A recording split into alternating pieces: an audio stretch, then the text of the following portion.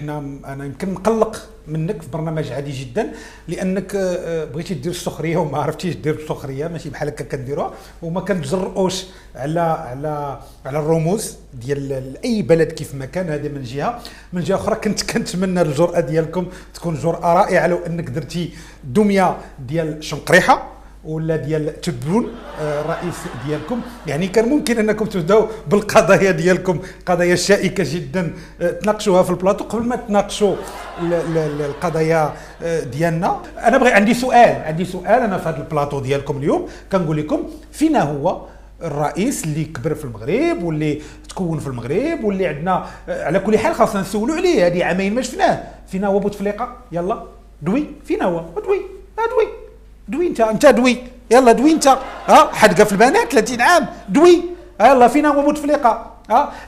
علاش 84 عام الرئيس ديالكم كيداوى في الالمان نسينا مع دورتموند؟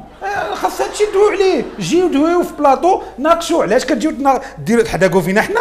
دويو على داكشي ديالكم. واش حنا قلنا لكم شي حاجه؟ لا سمحوا لي حليب سمحوا لي.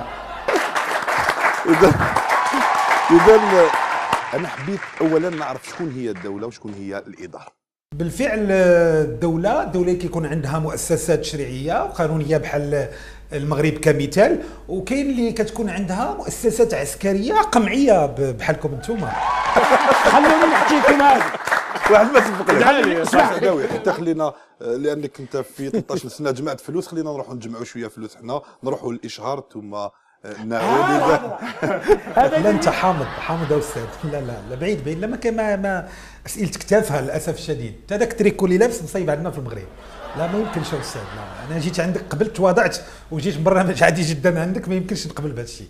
عفوا خذ انت البنانه انت شروق معكم شروق شلواتي. لا ماشي هذا. انا الشروق انتم شفتوا تهراج راه حنا مالين.